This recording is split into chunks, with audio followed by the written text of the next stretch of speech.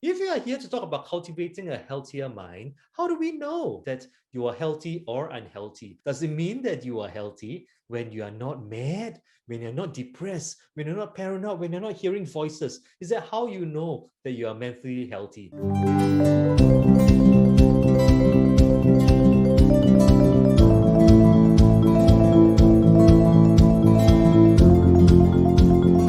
First thing that I want to ask you, right? What is one thing that you think of when you think of mental health? So I'm seeing some of you are saying that mental health is like stress, it's terrible, it's bad, it is depression, it is anxiety, it is excitement, it is vigor, it is energy. When we talk about mental health, it is across that whole spectrum. If you are here to talk about cultivating a healthier mind, how do we know that you are healthy or unhealthy? Does it mean that you are healthy when you are not mad, when you're not depressed, when you're not paranoid, when you're not hearing voices? Is that how you know that you are mentally healthy? Mental health, it is beyond that. It is not just about the absence of problems, but it's also about how can you be in an optimal state of well-being, right? How can you be thriving and not just coping, and not just surviving as well? And if I can give an analogy, when you are not sick, doesn't mean you are healthy. It just means that you are not sick. Or if you don't owe anyone any money, you have no debts, doesn't mean that you are wealthy, right? It just means that you are debt free. And in order for you to become wealthy, if I use that as an analogy, is for you to learn ways to increase your income. Do you think that male or female